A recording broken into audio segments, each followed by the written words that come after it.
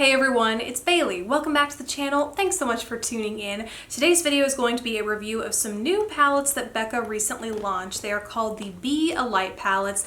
There are two. They sent me both of them. There is one for light medium skin and there is one for medium deep skin. And based on both the information they sent me as well as my own personal experience, basically these are supposed to be powders that filter your face. It's like an all-in-one face palette that contains two kinds of setting powders, a bronzer and a blush, and it all retails for 46 bucks. So this video is going to be all about showing applications, telling you my thoughts, and then ultimately letting you know whether I think you should pick these up or, yeah, not so much. Let's go ahead and dive in. So first let's dive into what comes inside each of these palettes. Here is the packaging. It's a pretty sleek, beautiful copper looking packaging. The coloring varies slightly between the light medium to the medium deep, you can see here. Then once you open them up inside, you get a nice size mirror in here, and there is a little saying on the inside here. It's one of 8 that you could potentially get when you buy these. The one that I have in the shade for me is be optimistic, and in the medium deep is take chances. But then on the back of these there are also the other 6 that you could potentially get inside here as well. Not a need to know kind of detail, but you know, interesting, different, and frankly something I don't mind seeing in my mirror every morning. So there's that. So then you take a look at the products inside. There are 4 different powders in here.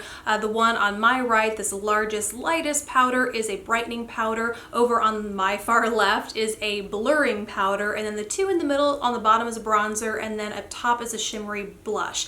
Now all of these are an entirely new formula with BECCA. They are called the Sheer Glow Filter Powder, and it took me a while. I was kind of digging around on BECCA and Sephora's website to understand if it's one of these powders that's a new formula, if it's all of them. They are all a brand new formula from BECCA. The point is to basically act as a filter, maybe a photo filter since that's kind of the trendy thing now these days, but act as a filter for the skin to give you that radiant lit from within look and kind of a naturally contoured and blushed look to the face. I have to say my first thought here when I opened this was a comparison to the Hourglass Ambient Lighting Powders, which we will talk about later, hold tight. But for this palette in particular, the how-to that they provided in the press materials was to first apply the brightening powder kind of down the center of the face, tops of the cheeks, chin, down the nose, and in the middle of the forehead. And then the blurring powder goes around the perimeter of your face. Between the 2 of those powders together, it really acts as a setting powder across your whole face. So in trying this, I did not use an additional setting powder on top of it because I didn't want to have to worry about things getting too dry and too cakey. I just wanted to test these powders on their own. Also, something to keep in mind that I did do with this palette is this blurring powder. I mean, you can obviously see it here in the palette, but it is a tad deeper than the brightening powder. So don't go into this thinking that it just blurs and I'm going to put it in my under eye area because it's going to blur any texture or fine lines I have there. It is more pigmented than you might think, or maybe it's just as pigmented as you might think, and I was out of my mind when I did this, but I used this as an under eye setting powder, thinking that I would rather that over something that's brightening and slightly shimmery in my under eye area. Don't do that. That's the word. Do not do that. Take it from me. Unless this shade matches your skin tone more closely, this was like applying a deeper setting powder in my under eye area, and it made me look sallow and just like it would if I were to apply any powder that was too deep for me in my under eye area. Just don't do it. The reason it goes around the perimeter of your face is because it's really more of a subtle bronzing sort of situation. Don't put it in your under eyes. Conversely, I should probably add that the brightening powder is a lot more flattering than you might think to have a shimmery powder in your under eye area, so go for that instead. We'll get a close-up, so this is a little bit more clear. But just so you can see them side by side, by comparison, the medium deep palette, the brightening powder, has a pretty significant peach undertone as compared to the light medium, which is a little bit more of a light golden. And then the blurring powder in the medium deep is considerably warmer and deeper as well as compared to the somewhat more neutral powder in the light medium palette. So I think because both of those powders in the medium deep palette are both warmer leaning, it might eliminate who exactly can reach for this because it really doesn't leave a whole lot for the cooler tone folks out there who might want to reach for this. The same can kind of be said for the light medium, but I would say that overall the shades here are just a lot more neutral, whereas the medium deep is pretty warm overall. Now back to the bronzer and blush, specifically holding up here again the light medium palette, just because this has been the one that is best suited for me. It's been what I've been using. The bronzer here slightly deeper and warmer, so again that is gonna maybe sway who can and can't wear this or who wants to wear this. And then the blush up here is kind of a frosted berry. The frosting isn't too intense. I was a little skeptical at first because there is definitely shimmer there, and they say in the description that it is a shimmery blush, meant to be a blush, not a topper, because there's a good amount of pigment in there. I was a little skeptical about how it would highlight any texture on my cheeks, since that tends to be where a lot of us oily skin girls have larger pores, just more texture. If you do have acne prone skin, can be where your breakouts pop up, and so putting something shimmery on top of that plus making it a pigmented blush only gonna make it stand out more. But I'm pretty pleased to say that the shimmer is so finely milled in that blush that it really just glosses over the skin. It really doesn't emphasize anything too much, and in fact gives the cheeks a really nice, healthy looking glow without looking overdone, too shimmery, like a disco ball, anything like that. The only thing I might want in this palette in terms of shades is actually just a slightly deeper bronzer. This is very light. It's a very, very subtle bronze, so don't go into this thinking you're gonna get like some super sculpted, unless you have very fair to light skin. Those closer to the mid-tone and medium shade range, probably not gonna get a really strong looking contour or even a really strong looking bronze out of this. You have to layer it up, and it is totally layerable. That's the beautiful thing about this formula. But for the amount of product they give you relative to the other powders in here, you would have thought it would be more if you can kind of layer it up to get that gorgeous bronze goddess effect. You know what I'm saying? Similar things could be said here for the bronzer and blush in the medium deep palette. The bronzer is again slightly deeper. Seems a little bit cooler than the blurring powder in here, which might be nice, help balance that out for those with cooler undertones. And then the blush, although it looks super similar to the blush in the light medium palette, it actually pulls a lot more golden, and the shimmer and the kind of the shimmer in there is much more golden to contrast the lighter yellow leaning champagne that's in the light medium.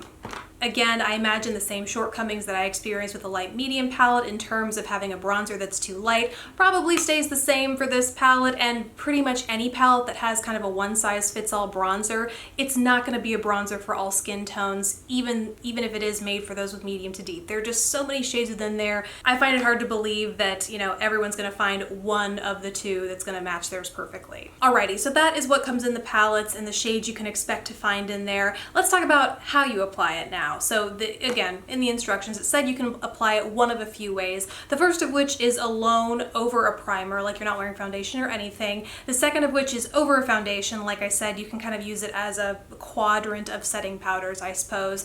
I also have applied it a third way, which is just over a little bit of concealer, because I tried wearing it alone just over a primer. Well, actually not even over a primer. It was over my Supergoop sunscreen, which has that kind of slippery primer-like feel, but it's actually just a sunscreen. I applied it over that, and I don't know if it's my skincare, if it's that sunscreen, something. The two were not playing well, and I just found that between really liking a little bit of extra coverage here in the under eye area and various blemishes around my face, and then just kind of how it dried out around what on my combo skin are normally dry patches around my face, just didn't like the way this palette looked when worn alone. However, with a hint of concealer and a better moisturizer, one that doesn't have that kind of slippery feel, I do like the way it's worn. So today, in the demo that you'll see here, I have just applied a teensy little bit of Tarte Shape Tape, because a little bit of that goes a long way.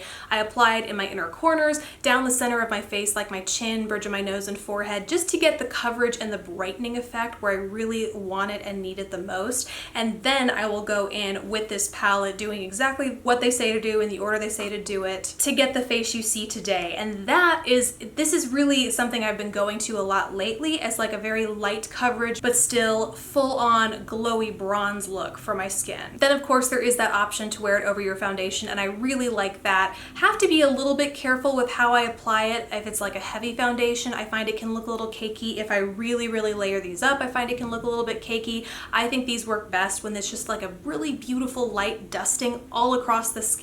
It really does give that kind of blurred, glowy looking effect to the skin. And as far as setting powders go, because like I said, I used all of these in lieu of one setting powder across my foundation when I did wear it with foundation, it helped my foundation stay in place all day. Like I didn't notice any kind of caking, breaking up, meltdown, anything like that. It really does act as a good all over filter and like bronzing, highlight, yada yada, but also a good setting powder too. So those are my thoughts on the wear. I would say 2 thumbs up personally, but just gotta be sure you understand how you prefer to apply it depending on the base you want to apply it over.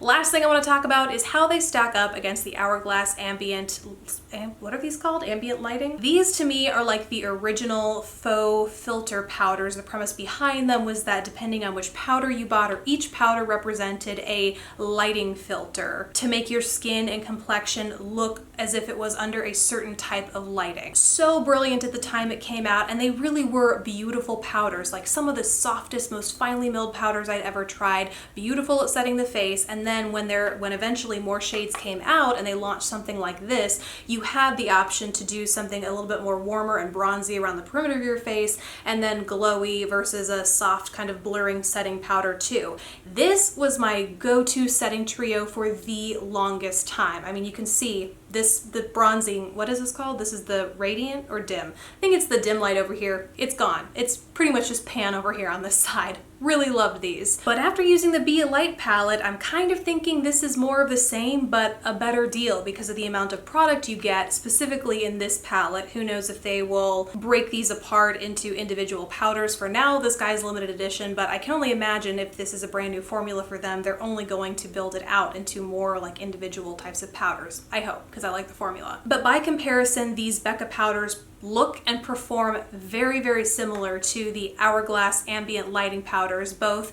in terms of what they're actually supposed to do and how they're supposed to function on the skin, and also in terms of how they actually wear on the skin. Like, both of them set my makeup, but without giving me that flat or cakey looking finish.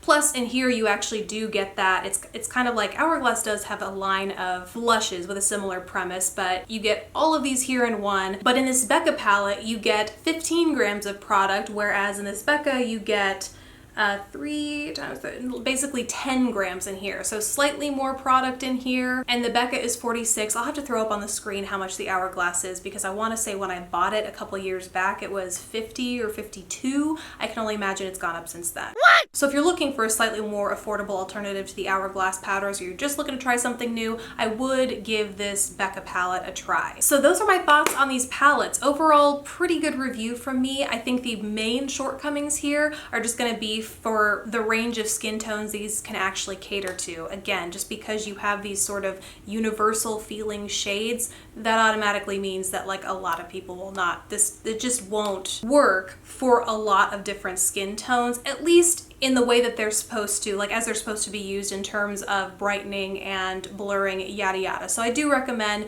I think they're available at Sephora in terms of where you can find them in store. So go in store, if you're in doubt, go in store and actually give them a swatcheroo, try them on your skin, do that whole thing just to make sure they work for you. But if you do find they work from you, I really like them, and I like what they've done for my makeup on a daily basis. So there you have it. So that is it for me, guys. I really hope you enjoyed this video. Let me know what you think of these palettes. If you're curious, if you're totally off of them after seeing this review, let me know either way down in the comments below. Thank you guys so much for watching. Please don't forget to subscribe if you haven't already, and I will catch you in the next video. Bye, guys.